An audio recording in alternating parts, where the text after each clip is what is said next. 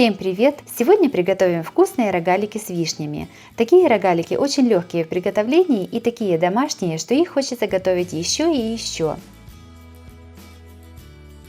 Подписывайтесь на мой канал и узнавайте еще больше вкусных и простых рецептов. Сначала замесим тесто. В миску кладем 200 грамм смальца комнатной температуры и добавляем 180 мл сметаны. Все перемешиваем до однородности. Смалец должен быть без примеси шкварок, а сметану можно взять любой жирности или заменить ее кефиром. В эту смесь насыпаем примерно 350-400 грамм муки в 2-3 подхода.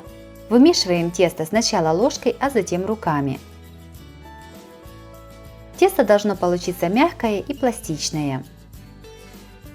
Тесто заматываем в пищевую пленку и кладем в холодильник минимум на 2 часа, а лучше на ночь. Тесто остыло, разрезаем его на 3 примерно одинаковые части. Каждую часть теста раскатываем в тонкий круг, немного посыпая его мукой. Толщина раскатанного теста должна быть примерно 2-3 мм.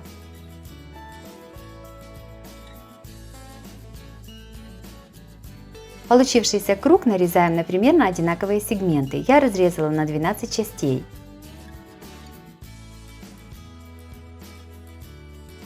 На каждый треугольник теста с краю кладем консервированные вишни. Аккуратно каждый треугольник сворачиваем в рогалик. Так сворачиваем все рогалики. Я для рогаликов использую консервированные вишни, которые хорошо стекли от сока. Консервированные вишни можно заменить на замороженные, но их сначала нужно разморозить и дать стечь соку. На такие вишни желательно насыпать еще немножко сахара. Также можно использовать и другую начинку, например, вареную сгущенку, густой джем или орехи. Подготовленные рогалики перекладываем на противень, застеленный пергаментной бумагой. Ставим в разогретую духовку до 180 градусов, печем приблизительно 30 минут. Еще горячими часть рогаликов перекладываем в миску и посыпаем сахарной пудрой. Затем кладем следующую партию рогаликов и тоже посыпаем пудрой. Так посыпаем все рогалики.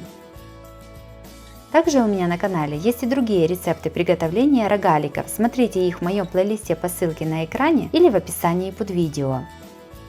Обваленные в сахарной пудре рогалики выкладываем на доску и даем им остыть.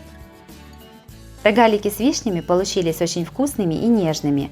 В них прекрасно сочетается кислая начинка с нежным рассыпчатым тестом, которое в разломе немного напоминает слоеное. И это все посыпано сахарной пудрой, получается невероятно вкусно.